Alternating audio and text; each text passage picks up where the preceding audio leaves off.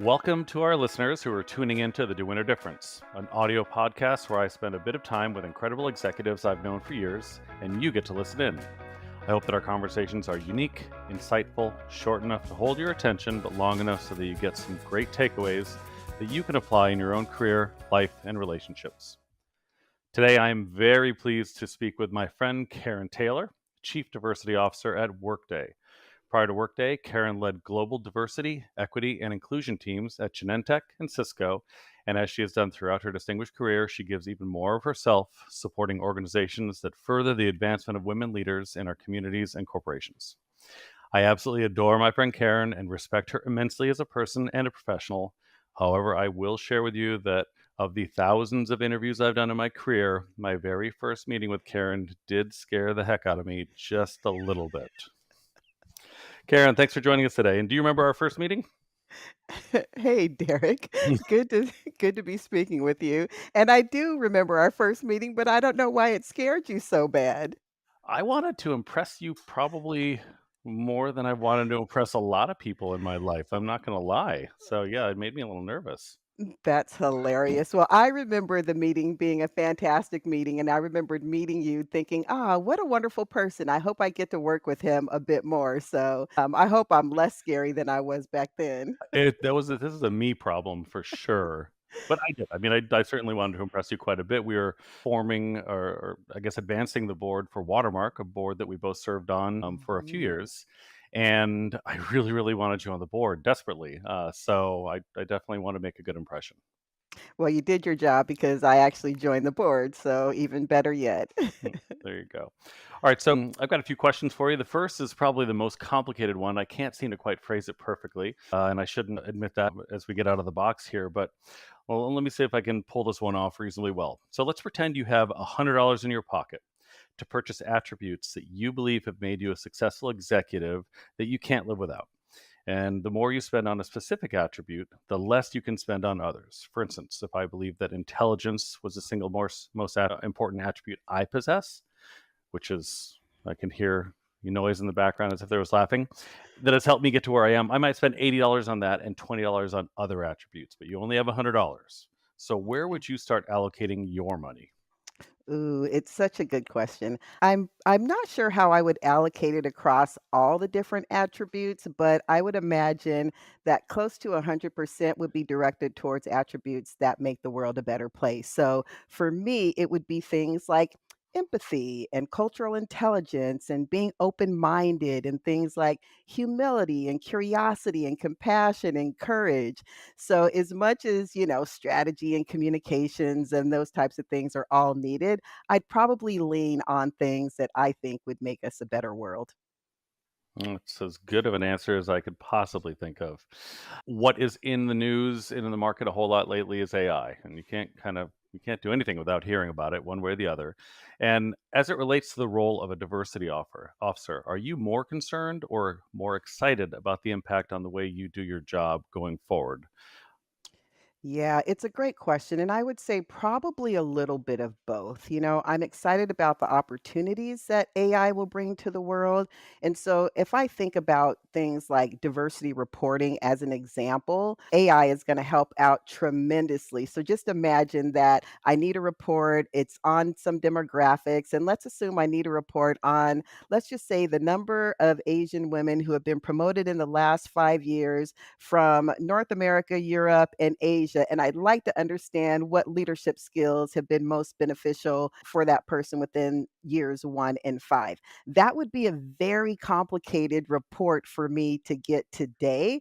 AI is going to be able to give me that information literally in seconds. And so, for those types of reasons, I'm excited about AI. But on the other hand, I'm also a little bit concerned. So, most of my concerns really have to do about, honestly, Derek, the efficacy of people and how humans may misuse AI. And so I'm more so worried about the unintentional consequences of AI and people just not using it in the right way, or us not thinking long enough downstream to really understand the true impacts that are going to come from AI. And so those are the kinds of things that I'm worried about. Ethical AI practices and consistency across really the world on how AI should be used for good, I think is really important because as we both know, AI will be used in a negative and a bad way as Mhm. well. And I think we just have to be aware of that, and that we have to mitigate some of the bad behavior as much as we can. But honestly, I'm pretty cautiously optimistic about what's to come with AI. Excellent.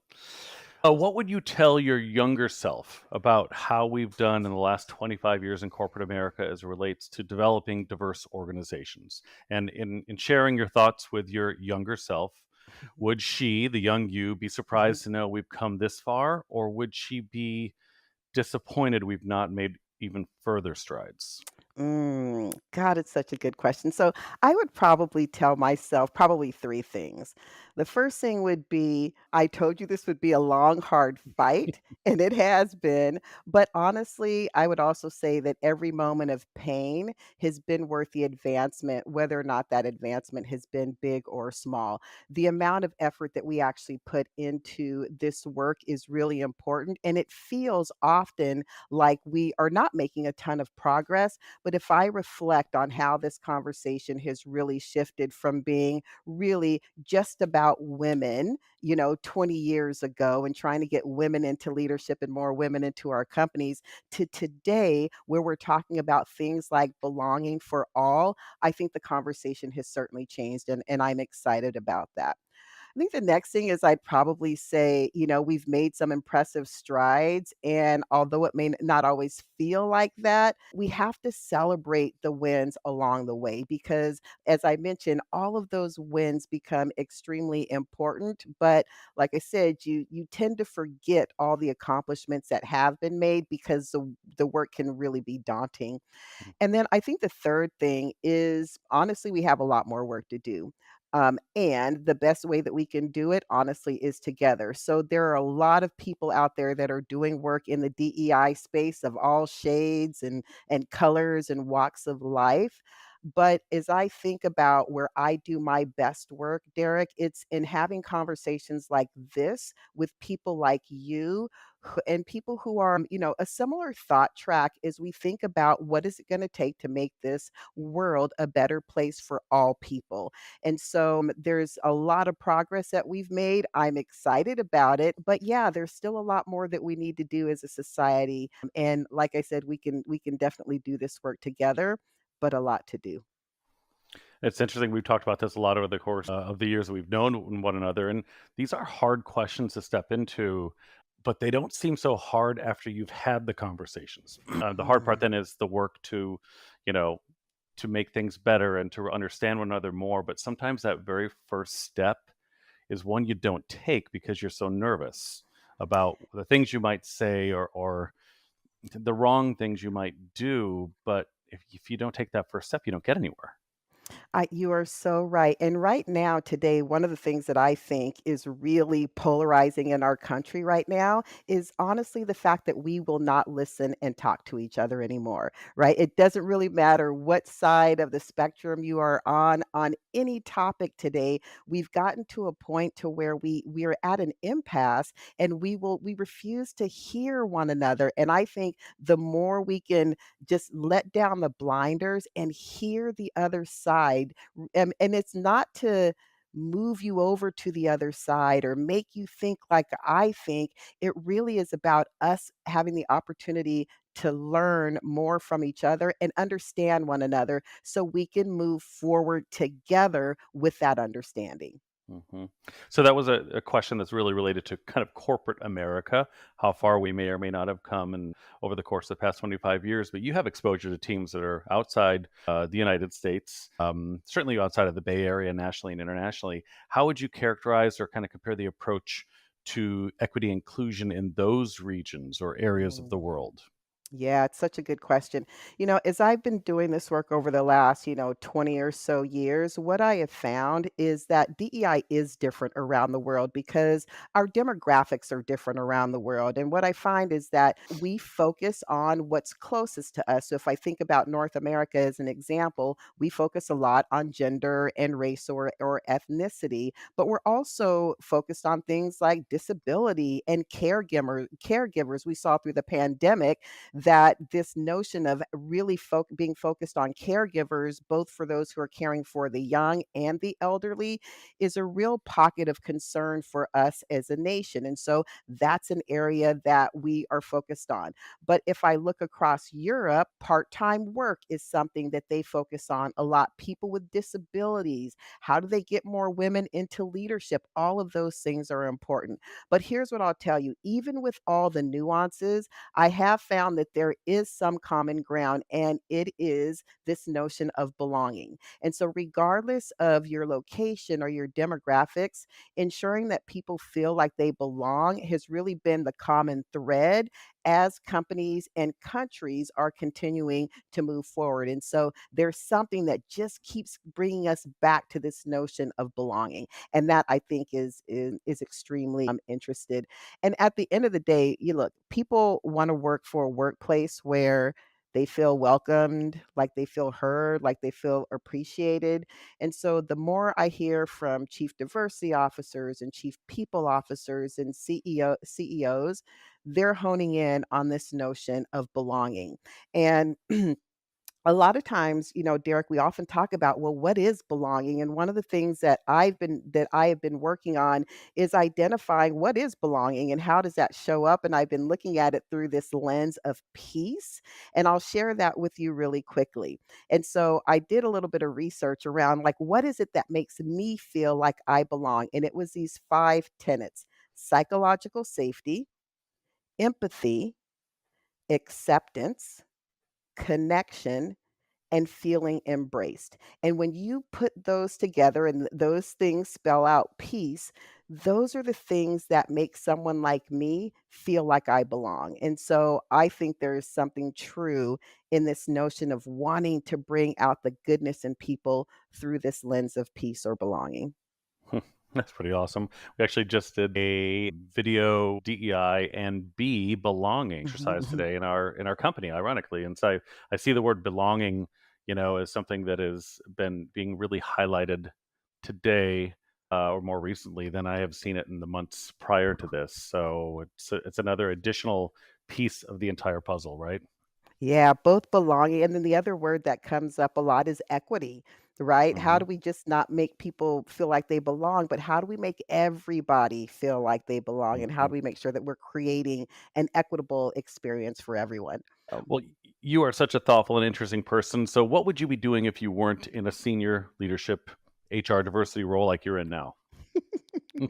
If I was It can doing be if I anything. It can be anything. literally anything, it would be one of 2 things. I would either be a talk show host because I love sitting on the other side like you and asking questions like this, or I would be an actress. And then if you were to ask me this question, like in the last probably 3 or 4 years, I might even be a professional pickleball player. I love that. Awesome. Speaking of an actress, Mhm. did you see the Barbie movie? I did. Did you like it? I did. Okay. What is the thing you like the most and the least out of the movie? And I saw it too, by the way. So the thing I like the most, honestly, was that you were either called Ken or Barbie. I thought that that was such a great way to talk about diversity. And so that I definitely loved. And there wasn't anything that I really didn't like about it. What I enjoyed is it was a movie from my genre and was really talking about things that I had forgotten about in some cases as well. And so, but I enjoyed it. I spoken to a lot of people who have either loved it or they've hated it, but I enjoyed it. No, I thought it was great. My wife was definitely like hitting my arm, going, "Oh my god, I had that! Oh my god, I had that! I remember the pool. I remember this. All those kind of things." Well, I tell you what, you've been on the receiving end of a lot of questions from me, so I get to throw the. This is not a safety move on my part at all by letting you ask a final question, and I don't know what it is. of me. So I will let you have the stage for your talk show host endeavors. Awesome. Thank you so much. Thank you for joining me today, Derek. My first my first question for you is why should everyone, including cisgender white men like yourself, care about DEI? What's really in it for them? How would you articulate that? Well, that's an easy question to answer, of course. Wow, that's a big one. I think, I view the world in a sense of like there should be a place, and you used the word peace earlier. There should be a safe place for everyone to exist, live, share questions and answers, or questions, thoughts. And if I don't provide an opportunity for those around me to be in a safe place, then I'm not doing a very good job of making whatever is around me, whether it's my house or my community or my workplace or the world greater. I'm not doing my best to make it a better place. And so, you know, I tend to I think about this a lot more as I get older. I suppose I probably didn't think of this way when I was 20 or 30 or certainly even younger, but as I get older, I think I should be doing more because it's simply the right thing to do for those around me. And a byproduct of that is it's a better thing for me too. I get more authentic, real connections with people. And if I'm not doing my part, then I don't get those. Maybe it's a selfish move, a little bit too, but like I love authenticity in conversation and relationships. And if you're not creating a platform for that and the things that you do and say, then I think it's kind of a big shame on you. I love that. Thank you. And that was unscripted, so I appreciate you answering so authentically. Well, you and I go back, a few years, and I absolutely appreciate you joining us. I want to thank you again for making the time. And for those listening, it is very worth recognizing that in addition to Karen's very important day job, she is a highly sought after speaker, facilitator, and leadership coach on diversity, equity, and inclusion and belonging. And if you want to hear more from her, you should reach out clear and indirectly to the people around her. And that's all the more important thing to bring up because it's a special thing for us to have you today. And Carin, I thank you so much for joining us. And on a personal note, I thank you so much for your friendship over the years. It means a lot. Uh, Thank you so much, Derek. This has been a pleasure. I was so happy to be here with you today. Appreciate All right. you. Be well. Thank you. Bye bye. Thank you. Thank you so much for taking the time to listen to the DeWinter Difference podcast. If you like this episode, head to dewintergroup.com/DeWinter-Difference to catch future episodes and share your thoughts, comments, or suggestions. And make sure to connect with us on LinkedIn, Facebook, and Twitter. This podcast is produced by the DeWinter Group, the leading recruiting firm in the Bay Area and beyond. We help top companies and people reach their fullest potential through world-class accounting, finance, and technology recruiting services.